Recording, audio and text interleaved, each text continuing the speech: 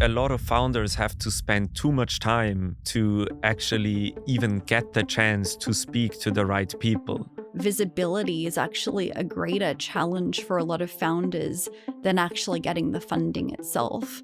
Disruptive new solutions are the ones that really fight the problem at the root and not just relieve us from some of the symptoms. The actual issue to solve is this visibility that the founders are lacking to the right people.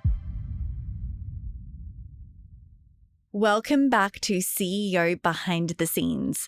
I'm Lara Necessian, and today we're exploring an ambitious vision into the future of innovation. My guest is Maximilian Werner, founder and CEO of Inspired, a fast-growing global platform designed to democratize access to world-changing ideas. In just a short time, it's attracted more than 20,000 users, had 3.5 million post views, 700,000 interactions, and 8,000 direct conversations, leading to over 1.5 million in financial offers to innovators. Along with that, the active engagement from notable investors, including leaders from companies like Hertz and EchoWave Power. But what makes Inspired so compelling isn't just the numbers, it's the why. This is a story about what happens when breakthrough innovations never get seen, never reach the public, and how one founder set out to change that. Please enjoy. Maximilian, welcome to the show. Thank you very much for having me. I really want to start with the spark behind Inspired. You had this idea come to you when you were working in private equity in Zurich, and you had this moment where you realized that there's so many great ideas that never actually see the light of day. And so I'm wondering if you could take us back to that moment and where this idea really came from. Yeah, so it was out of the realization that in order for us to solve those global challenges, we have to find disruptive solutions for them. At the same time, we are losing every day, though, great ideas with the potential to solve those challenges. What I could see there is that we lose them most of the time because they just don't find the right supporters at the right time, even though they would be out there. So that was the frustrating part.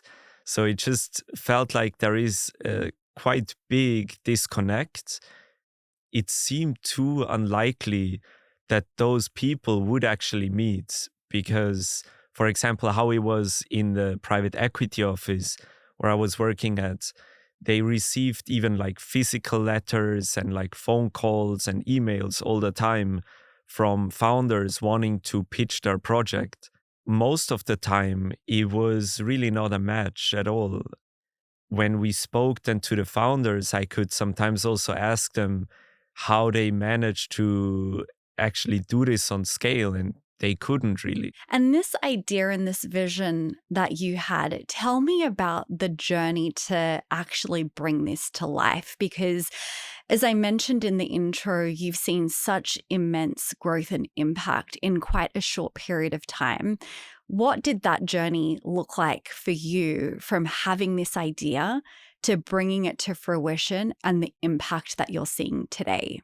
It started off when I wanted then to create a system that basically anyone can invest with as little as $10 in those startups. That was back in 2021. It took me some time to realize how hard it is to actually execute this because of all the legal struggles. And then at the same time, how the actual issue is the visibility though, because even if I would have built that system successfully, then anyone can invest, which just as a side note, so there is in most countries a law that would only let people invest in private equity if you have either $500,000 on your bank account or if you're an institutional investor.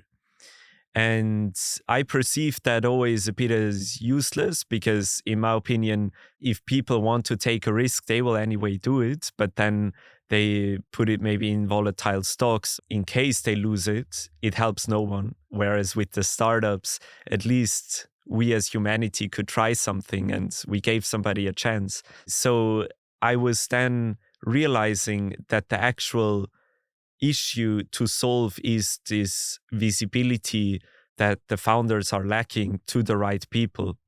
That without that, also, if anyone can invest, basically, not a meaningful sum comes even together. This was then the spark that initiated this global and digital platform and stage that we then built for the founders.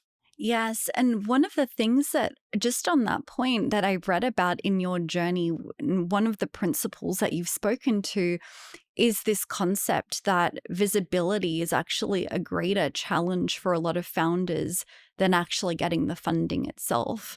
Could you speak more to that mindset and what you've started to really see and envisage with a lot of the challenges that these founders are facing? Yeah, so I think a lot of founders have to spend too much time to actually even get the chance to speak to the right people, which slows down the whole process of actually refining and developing their solution.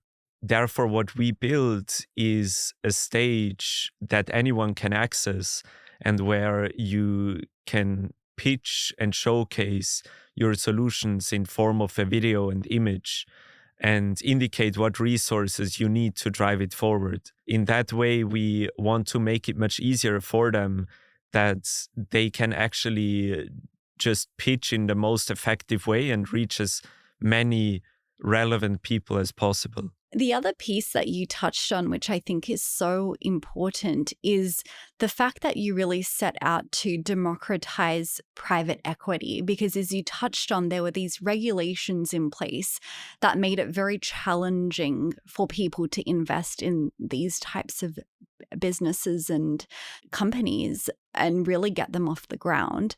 But you've democratized it to the point that people can start to invest with as little as $10. So, what did that experience teach you about outdated regulation versus the untapped potential? Well, I did not in the end proceed with it through because I set up this system here in Switzerland and we very quickly ended up in a gray zone here legally. And then we noticed we have to be very careful. And as soon as we wanted to kind of allow also investment from abroad, we would have been beyond the gray zone. So this is then also a part of the reason why we then focused more on building first a global space where the relevant people would meet. And then in the next step, we will reintroduce the system that you can invest also with as little as the $10. That's probably going to be implemented in 1.5 years. And it will depend a bit if the current companies in that space will kind of fight the legal battles for us, that we can then also tap into this, or if we rather collaborate with them and save ourselves the headache with all the regulations. And I guess that speaks to how you were able to then pivot and actually create this digital innovation event that Inspired is today. You have now created an opportunity where there is no time or capacity limits. And for people that are really hearing about you and Inspired and the work that you're doing, could you tell us more about how this actually all works? Yeah, so I really like the analogy of putting it in a physical way. Like, how would Inspired look if it would be physical? And how I imagine it's a space where you have endless stages and where it is always on. So the founders are constantly pitching, and then you have people that can walk through and basically decide in which area they want to go, which on our app is then like the founders pitching in form of short videos and illustrations where they can very quickly show what it is about and what they need. Then you can set filters depending on location, the sector, stage, but then also the opportunity. So you can really customize this room kind of to exactly what is relevant for you. Then you can get in contact with the founder straight away. You can request a pitch deck to get more info and basically then really take it a step further in this process of the deal flow. What do you believe has been the driving force behind this momentum that you've been able to create? Mostly it is the human aspect that is so much in the center. So we have investors that would then scroll through this feed and like have all those founders pitching, and they would feel very quickly the energy of the team and the spirit, but then also see in a visual way how the product works and what it is about, which we believe has way more of the emotional parts involved that are very essential in especially the early stage and the private equity investments. And from that point on, it can then go very quickly if they feel it's a match and they align on the mission and appreciate the execution. We realized it can then be quite a quick process actually to support the founder and like drive it forward. It's also the reason why we want to do always like the pitches in the most visual way as possible, because especially with the more complex products and innovations, you can read sometimes 10 pages and you don't understand it fully. But if you get a 30-second video or animation about the product and see it in real life, you just get it and can decide much quicker if you align or not. Absolutely. And I love this piece around your focus on bringing things to life in a really visual way, because one of the things that I read about while I was doing my research for this episode was the fact that you have this example of a drone flying over the Amazon on the platform. Mm. The intention, I believe, is to really help local communities build a sustainable income stream. Why do you believe that it's so important that innovators are really having an opportunity to be showcased in this way versus some of the more traditional channels? First of all, now in the age of AI, all of those pitches start to be the same when they're written down. There is a lot of sameness in the pitch decks, in the way those emails are written. But when it comes to then a video and like actually the founder speaking and presenting the product and the team, it's quite a different thing, because as an investor, you can get so much more info around the energy, the team spirit, the product, and like essentially just the human part in it, which I believe is the most important one actually. Another thing is, it is the most interesting way, I think, to explore also innovation. If you compare it to how exciting an innovation event is in its physical form, and then sometimes how it doesn't do it really justice when you then have like those directories with just lists of companies and like short descriptions. It's, I think, really not what innovation deserves kind of to be presented as, because sometimes like this drone that you mentioned, when you would read about it, you need to spend quite some focus and time to really understand the concept. And when you would read, let's say, 20 of those pitches, you also get quite quickly exhausted. If you see it then visually, you effortlessly understand it and are excited about it most of the time. It's such a powerful illustration as to the power of visuals and the power of Mm. storytelling and really being able to present compelling ideas in this way. And one of the things that I really wanted to touch on, and I would love your perspective on, is I've heard you speak about the fact that some founders are fearful to share these ideas in a more public setting or arena because they're worried about their idea being copied or someone coming in and executing faster than them. But you have a very different take on this. And you've often compared this to a chef, being Mm. presenting a meal, but not actually just sharing the recipe. Could you speak more to that and why you have this belief around founders being more open with their ideas? Yeah, I think there comes the time when the visibility is really needed to find the right people, because most of the innovations really cannot be executed at all if you don't have people around you to support you and to drive it forward.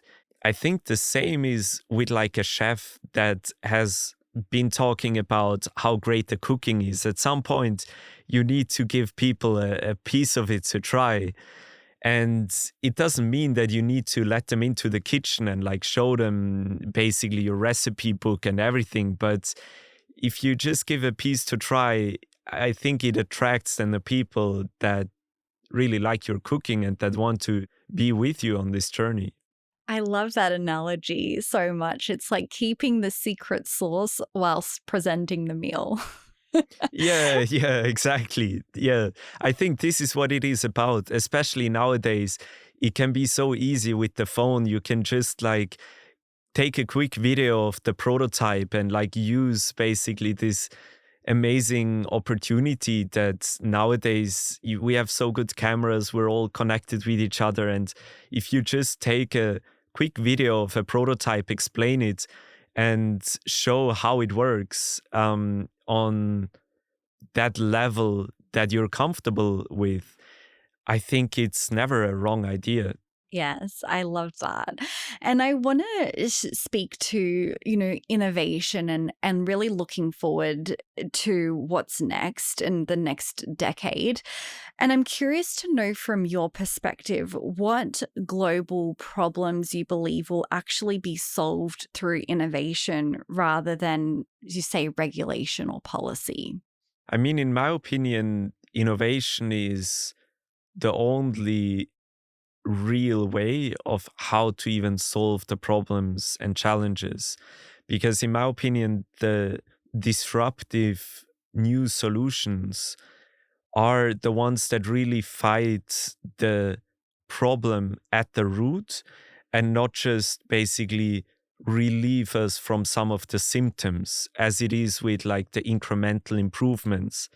For example, with let's take the plastic pollution in the ocean, where the regulations, for example, what Europe is doing with having now the plastic bottle caps attached to the bottle and having all the regulations around the straws, etc., it only solves it to a certain extent. But what would really then solve the whole issue is, for example, if we create a plastic, let's say, that dissolves with salt water or something in a direction where it really tackles the problem at the roots and is not just reducing a bit the negative implications.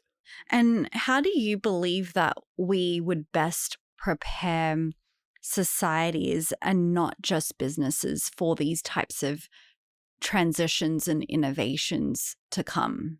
I believe it is a mindset and a systemic change that is needed as well, in the way that we get more comfortable with also trying and at some point also failing with new approaches and not just go the very safe way at all times, because I believe innovation comes up and like flourishes when we just give it the space to unfold, and give also when there is, of course, like not a lot of risk involved for the society. It's just a chance to try new solutions and see how it works. Max, I would love to speak to the fact that Inspired recently launched a global innovation competition, not just as a marketing exercise, but really as a way to really bring these unsurfaced ideas to the table and to the world. And so I'm curious if you could share what you really hope that this competition will reveal. Yeah, so it's a global competition where all the innovators are eligible to participate. And basically, they can just pitch and showcase what they're doing. And then the community can vote. And in the end, the innovator with the most votes will receive that prize of 20,000 euros. Last time this project called BioVerse won it, the one you mentioned before that scans the Amazon and basically helps the locals to get the best and most effective yields from the forest how it is, with the end goal of providing them more value when the forest is intact rather than when it's chopped down. This project really received a boost through this prize, and it's quite nice to then actually see how a spark like this can really accelerate the whole process. Of course, in combination with the visibility and also the people that they met. And for this contest, I definitely hope for somebody in that regard as well that has really a approach that changes a whole ecosystem in that place, because there it was then not only about the forest and the climate in that sense. It was going much beyond that. It was helping the locals, it was helping really the whole population actually there, and how they interacted with each other, but then also with the forest and the nature. So this is the direction that we hope for. And there are actually at the moment already quite some interesting ones leading. It's worth to have a look at them. Absolutely. It sounds like such an exciting initiative. And for those that are listening to this, how could they best get involved? What does participation look like? The app is for free. Anyone can download it. So we always verify the people. So one just needs to kind of prove that one is really the person that one is saying you are. You can participate, you can give your votes, and you can then take it a step further in opening up a innovation page and then showcasing your project as soon as it got verified. We verify always the people because it's really important for us that it is a no noise platform where it's really focused on solving those global challenges through innovation. But it's free for everyone. And even if one is not verified, one can still get inspired and just explore the projects. And Max, we always wrap up all of our interviews here at CEO Behind the Scenes with the same two signature questions. And so the first question I wanted to ask you is, what is one thing that you've changed your mind about recently and why? I changed my mind on that we can always keep full control over AI, even if it gets super intelligent. How I see it now, it's more that we can raise it well, kind of, but then eventually it will do its own thing. And we just now need to concentrate to raise it with the right values and manners, that it then doesn't get us into problems. What's one belief that you haven't changed your mind about, a belief that you'd pass on to others for the purpose of leading or leading better? Also, AI related, I would say that AI really gives us humans an amazing chance to be actually more human and basically be more free, because we don't need to do those repetitive tasks anymore that are, in my opinion, also often not actually human. Like, we're just imitating machines often. And I think even if, and I think it will, there be a lot of pain around that shift, I think eventually it will be good because it lets ourselves be more human. Max, thank you so much for joining me for this conversation. Your insights and way that you are bringing forth innovation and making that more accessible to the world is truly inspiring. So thank you so much for joining me for this conversation today. Thank you very much. And thank you so much to our audience for listening. If you enjoyed this episode, then please be sure to subscribe, rate and review the show, and also share this episode with someone who you know would really benefit from Maximilian's incredible insights. Thank you so much for joining us, and we'll see you next time on CEO Behind the Scenes.